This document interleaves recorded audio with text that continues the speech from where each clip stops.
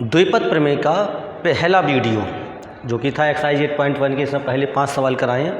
उसमें मैंने आपको द्विपद प्रमेय के बारे में बताया है और द्विपद प्रमेय की सहायता से किसी व्यंजक का विस्तार कैसे किया जा सकता है ये समझाया है। तो उसे आपने देख लिया होगा, उससे समझ लिए होंगे सवाल, वो 5 सवाल कर लिए होंगे, ऐसी मुझे उम्मीद है। आगे उसकी जो एप्लीकेशन है, यानी कि जैसे अब ये क्या है, यहाँ लिखा है 96⁻3। इसके ऊपर निर्देश ये है कि इसका मान ज्ञात कीजिए और द्विपद प्रमेय का प्रयोग करके ज्ञात कीजिए, इन्होंने ये कहा है। देखिए सवाल तो यह है कि अगर सिर्फ इतना लिखा होता 96⁻3 का मान ज्ञात कीजिए तो हम 96 × 96 × 96 3 बार गुणा करते, निकाल के रख देते। लेकिन क्या कहा है, द्विपद प्रमेय का प्रयोग करके इसका मान ज्ञात कीजिए। तो अब हमें द्विपद प्रमेय ध्यान में रहनी चाहिए, तो करेंगे। एक सेकंड, अब द्विपद प्रमेय अगर हम ध्यान में, पिछली बार हमने बताया x + a⁴n है, तो क्या बताया x⁴n + n⁴1 x⁴n-1a।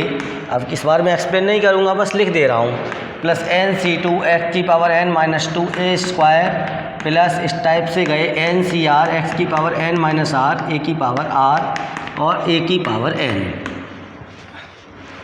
दो पद होते हैं इसलिए द्विपद कहलाता है। जितने पावर में होता है उससे एक ज़्यादा आती है पदों की संख्या। यहाँ nc0 nc1 nc2 nc3 up to nCn, ये सब बाइनोमियल कोफिशिएंट्स कहलाते हैं। nc0 की वैल्यू 1 है इसलिए शो नहीं हो रहा है, ncn की वैल्यू 1 होती है इसलिए शो नहीं हो रहा है। बाकी सब nc1 nc2 यहाँ से सब आए हैं। एक बात और है, x है जैसे पहला पद तो उसकी घातें घटती जा रही हैं। पहले में x⁻n है, दूसरे में n-1 हो गया, तीसरे में n-2 हो गया, फिर ऐसे करके घटता गया और लास्ट में जाके x⁻n-n यानी 0 हो गया। अब अगर हम बात करें a की, तो a सबसे पहले 0 है, फिर a⁻1 है, a⁻2 है, a⁻3 है और फिर एंड में जाके a⁻n है। यानी x की घातें n से घटते घटते 0 हो जाती हैं और a की घात 0 से बढ़ते बढ़ते n हो जाती है। और एक बात और ख़ास बात ध्यान देने की कि x और a की घातों का योग n रहता है हर एक पद में। और ध्यान से समझने की बात थोड़ी सी, तो जैसे ये nc1 आया, दूसरे पद है तो nc1 आएगा, तीसरे पद में nc2, चौथे पद में nc3, यानी कि सफिक्स में 3 इस तरह का चौथे पद में। दोनों का जो डिफरेंस होता है वो x की पावर में हो जाता है और a की पावर में क्या आएगा, जो c के सफिक्स में है। x की पावर में कौन हो जाएगा, इन दोनों का डिफरेंस। a की पावर में क्या है, जो c के सफिक्स में है। सिंपल सी बात। तो इस तरह से कुछ चीज़ें हैं जो मैंने पिछली बार बताए थे। अब जैसे 96⁻3 का मान निकलवाने की बात है, तो भाई ये है, देखो 96⁻3। अब आप इसे किसी के भी दो पदों के योग के रूप में भी लिख सकते हो या अंतर के रूप में भी लिख सकते हो। मान लो योग में लिखूँ तो मैं 95 + 1 लिख दूँ या 94 + 2 लिख दूँ या 90 + 6 लिख दूँ। अंतर के रूप में लिख सकता हूँ 97 - 1 98 - 2 99 - 3 या 100 - 4, ऐसे करके किसी भी दो संख्याओं के योग या अंतर के रूप में लिखें। अब समझने की बात ये होती है कि कौन सा आसान रहेगा। देखो आप सब जानते हो, अगर मैं 95 × 95 से करूँगा ज़्यादा देर लगेगी, लेकिन अगर 100 की गुणा 100 से करूँगा तो बहुत आसानी से हो जाएगी। 99 × 99 से करेंगे देर लगेगी और 100 की गुणा 100 से जल्दी हो जाएगी, क्योंकि भले ही 100 और 99 में 1 का डिफरेंस है, लेकिन 100 की गुणा जल्दी होती है, 10 की गुणा जल्दी होती है, 1000 की गुणा जल्दी होती है। इसलिए इसको 100 की राउंड फिगर में लिखते हुए हम यहाँ पे लिखते हैं इसको 100 - 4�3। अब यहाँ पर ये हो गया x - a⁴n। अब अल्टरनेटली जब माइनस आता है यहाँ पर, जैसे ये माइनस आया तो क्या होगा, अब a माइनस का हुआ तो ये माइनस यहाँ ले लिया, माइनस का a का वर्ग करोगे ये प्लस का रहेगा, तो जहाँ जहाँ a⁻3 वाला आएगा तो उसमें माइनस हो जाएगा। तो इस तरह से अल्टरनेटली प्लस माइनस हो जाते हैं। अब इसको कैसे लिखोगे आप, सबसे पहले लिख दिया आपने 100⁻3, माइनस का चिन्ह लगाया और फिर लिखा 3c1 और फिर 100 लिख दिया कि घात दोनों का डिफरेंस ले लो 2 और फिर 4 लिख दिया, घात 1 हो गया, प्लस 3c2 और 100 की घात 1 हो गया इंटू 4 की घात 2 हो गया जे, और फिर माइनस लिख लो तो 3c3 लिखोगे तो 1 हो जाएगी, 100 की घात 0 तो 1 हो जाएगी और फिर 4 की घात 3 कर दो। अब ये हो गया 100 की घात 3 का मतलब हो गया 1 2 3 4 5 6 माइनस 3c1 का मतलब हो गया 3 का 4 से मल्टीप्लाई करा तो 12 हो गया और 12 और जे 2 0 और 4 0 लग जाएंगे। अब ये आया 3c2, तो देखो 3c2 की वैल्यू क्या होगी, फैक्टोरियल 3 अपॉन फैक्टोरियल 2, 1 हो गया, तो ये भी 3 आ गया, तो ये 3 आ गया और 4 का स्क्वायर 16 हो गया, यानी कि 16 तो ये 48 हो गए, 48 और 2 0 लगा दो, 4 4 64 64 हो गए, 64 हो गया। अब क्या काम कर लिया आपने, प्लस प्लस वाले जोड़ लो, तो ये हो जाएंगे 0 0 8 4 और 4 0 हो गए और 2 0 लगा लो और 1 हो गया माइनस 12,000 और ये हो गया 64। ऐसे करके सॉरी 1,20,000 है तो ये 64 हो जाएगा।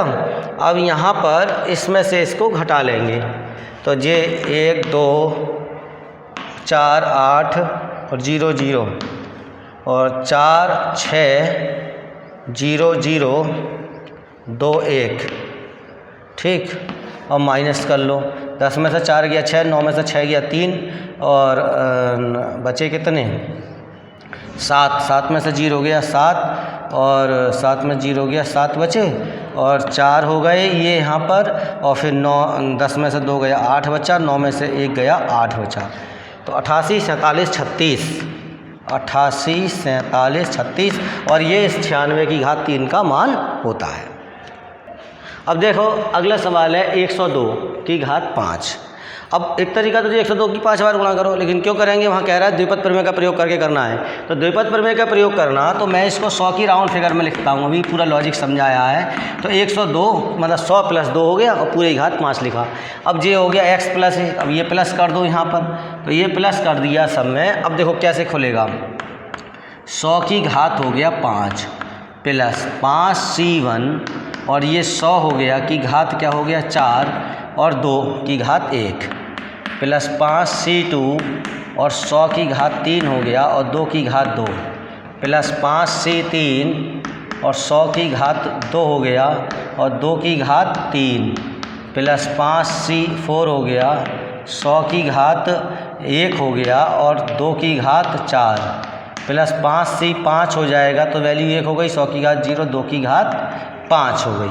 अब देखो 2 की घात बढ़ती गई, देखो 100 की घात घटती गई है, 100 की घात 5 4 3 2 1 0, 2 की घात बढ़ती गई है 0 1 2 3 4 5 और सब जगह पदों 4 और 1 5 3 और 2 5 100 और 2 की घातों का योग 5 हो रहा होगा। कुल पदों की संख्या 6 हो रही होगी, 1 2 3 4 5 6, ये सारी चीज़ें होती हैं। अब 100 की घात 5 है तो भाई 100 इसका मतलब हो गया 2 2 2 2 और 2 ऐसे करके, यानी 2 2 5 बार आएंगे, 10 0 आएंगे, 1 2 3 4 5 6 7 8 9 10 प्लस। अब ये है 5c1 तो इसकी वैल्यू 5 हो गई। अब 5 का मल्टीप्लाई 2 से किया 10 हो गया और 100 आ रहा है 4 बार, तो इसका मतलब 100 गुणा 100 गुणा 100 4 बार लिखोगे तो 8 0 लगाओगे, 1 2 3 4 5 6 7 8। अब 5c2 की वैल्यू निकालो, फैक्टोरियल 5 बटे फैक्टोरियल 2 फैक्टोरियल 3 5 4 3 और जो हो गया 2 1 फैक्टोरियल 3 से 3 कट गए 2 दूनी 4 5 दूनी 10 हो गया और 10 है ये और 2 का वर्ग है 4 40 हो गया और ये 100 की गुणा 3 बार 1 2 3 4 5 6। अब 5c3 है तो ये भी 10 हो जाएगा और 10 अट्ठे हो गया 80 और ये हो गया 1 2 3 4 और 5 ये हो गया और 16 16 पंजे 80 हो गया और ये 2 0 हो गया, 2 की घात 5 का मतलब 32 हो गया। तो भाई अब ये सबको जोड़ना, अब ये जोड़ना है सबको। तो सबसे पहले 2 लिख लो, फिर 3 लिख लो, पहले 2 स्थान हो गए। अब फिर उसके बाद में ये 0 लिख के और 8 लिख दो, 4 स्थान हो गए। अब 1 2 3 4 स्थान हो गए। अब ये 0 और 8 लिख दो, अब ये हो गए 6 स्थान। तो 1 2 3 4 5 6 1 2 3 4 5 6। अब ये 0 और 4 लिख दोगे, सही है, 8 स्थान हो गए। अब 1 2 3 4 5 6 7 8, तो ये 0 और 1 लिख दोगे, ठीक। कितने 10 हो गए होंगे स्थान, 1 2 3 4 5 6 7 8 9 10, 1 2 3 4 5 6 7 8 9 10, फिर 1 लिख दो। तो इस प्रकार से ये इन सब का टोटल हो जाएगा। आपको ऐसे दिक्कत हो आप एक के ऊपर एक लिख के कर सकते हो। अब देखो 2 सवाल आप लोगों ने कर लिए तो देख के कुछ समझ में आया होगा। अब ये 101 की घात 4 है, इसको उसी 100 की राउंड फिगर में ही लो क्योंकि कैलकुलेशन में आसानी होती है। फिर सवाल में आपने देखा तो इसको लिख लिया 100 + 1 और की घात हो गया 4। अब आराम से इसका विस्तार कर सकते हो। इसी तर्ज पर। और इसी प्रकार से अगला सवाल है ये 99 की घात 5। तो अब इसको भी 100 के राउंड फिगर में लिख लेंगे। तो क्या लिखेंगे 100 माइनस 1 की घात 5।